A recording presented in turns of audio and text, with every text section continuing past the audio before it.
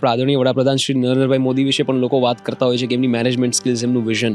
આપણે રિવરફ્રન્ટ પર બેઠા છીએ અને એઝ પ્રાઉડ અમદાવાદી, પ્રાઉડ ગુજરાતી અને પ્રાઉડ ઇન્ડિયન તરીકે હું ઘણા બધા લોકોને કહેતો હોઉં છું કે એવા ઘણા બધા નેતાઓ છે જે વિશ્વભરમાં એમને ટ્રાવેલ કર્યું હશે. આઝાદીથી આટલા બધા વર્ષો સુધી ઘણા બધા નેતાઓએ વિશ્વભરમાં ટ્રાવેલ કર્યું હશે.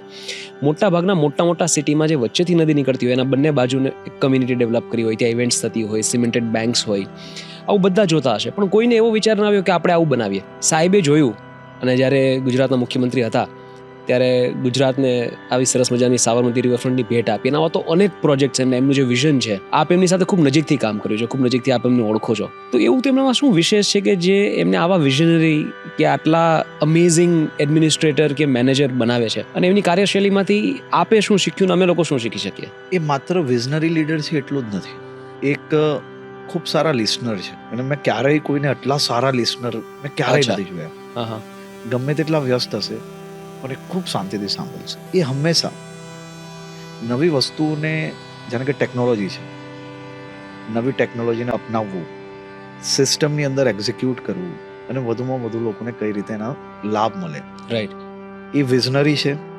એ બેસ્ટ એક્ઝિક્યુશન કઈ રીતે થઈ શકે તે સ્કિલ એમની વન ઓફ ધ બેસ્ટ છે. ત્રીજી વસ્તુ, એમનું નીતિ, લોકો માટે વધુમાં વધુ શું કરી શકાય, રાઈટ, તે માટે એ હંમેશા લર્નર છે કે નવી નવી વસ્તુ જોવી, શીખવી, અપનાવવી અને દેશભરના લોકોને ભેટ આપવી. બહુ જબરદસ્ત કોમ્બો છે.